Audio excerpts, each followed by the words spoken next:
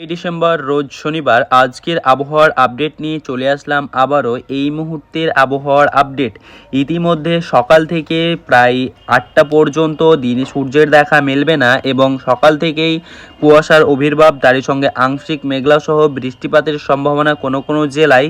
তারই সঙ্গে বঙ্গোপসাগরে হাওয়ার গতিবেগ এখন প্রায় 40 থেকে 50 কিলোমিটার গতিবেগে রয়েছে, যার প্রভাবে কোনো কোনো জেলায় হালকা থেকে আংশিক বৃষ্টিপাতের সম্ভাবনা রয়েছে।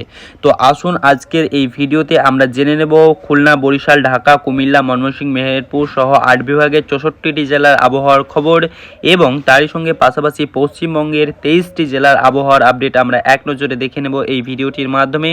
তো ভিডিওটি শেষ পর্যন্ত দেখার অনুরোধ থাকলো, আর চ্যানেলে যদি নতুন এসে থাকেন অতি অবশ্যই আমাদের চ্যানেলটিকে সাবস্ক্রাইব করে পাশের বেল আইকনটি ক্লিক করবেন। তো চলুন বেশি কিছু না বলে আমরা সরাসরি ভিডিওতে আসি।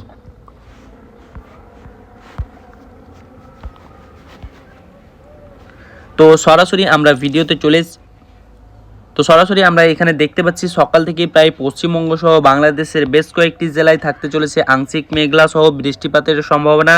এদিকে পশ্চিমবঙ্গের ধুলিয়ান, নলহাটি, সিউড়ি, দুর্গাপুর, বাঁকুড়া, বর্ধমান, কাটুয়া, শান্তিপুর, চন্দননগর, আরামবাগ, পাশাপাশি খড়গপুরেরও কোনো বিভাগে হালকা থেকে মাঝারি বৃষ্টিপাত সহ আংশিক বৃষ্টিপাতের সম্ভাবনা রয়েছে ভোরবেলার দিকে।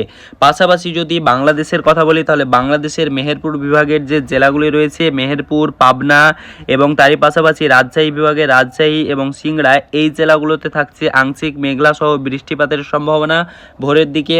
তারই সঙ্গে সঙ্গে পাশাপাশি সিলেট বিভাগের মধ্যবর্তী যে জেলাগুলি রয়েছে সেই জেলাগুলিতে হালকা থেকে মাঝারি বৃষ্টিপাতের সম্ভাবনা থাকছে। বাকি কোনো জেলায় বৃষ্টিপাতের সম্ভাবনা অতটা নেই, হালকা থেকে মাঝারি বৃষ্টিপাতের সম্ভাবনা থাকবে এই জেলাগুলোতে।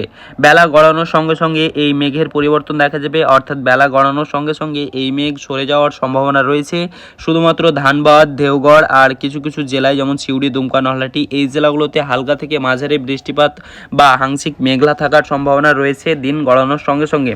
সরাসরি যদি আমরা দুপুরের দিকের কথা বলি তাহলে দুপুরে আকাশ পরিষ্কার থাকার সম্ভাবনা রয়েছে এবং হালকা থেকে মাঝারি বৃষ্টিপাত বা আংশিক বৃষ্টিপাতের সম্ভাবনা রয়েছে। তবে দুপুর থেকে প্রায় সন্ধ্যা পর্যন্ত আকাশ পরিষ্কার থাকার সম্ভাবনা রয়েছে। রাতের দিকে হালকা থেকে মাঝারি বৃষ্টিপাত আসবে কলকাতার নিচে পার্শ্ববর্তী যে জেলাগুলি রয়েছে, অর্থাৎ জামশেদপুর, খড়গপুর, রাঁচি এবং ধানবাদে কোনো কোনো জেলায় আংশিক মেঘলা সহ বৃষ্টিপাতের সম্ভাবনা থাকতে চলেছে।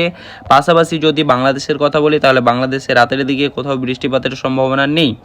সরাসরি যদি আমরা আজ দিনের তাপমাত্রার কথা বলে নিই তাহলে আজ দিনের সর্বনিম্ন তাপমাত্রা থাকার সম্ভাবনা রয়েছে 13 থেকে 14 ডিগ্রির মধ্যে।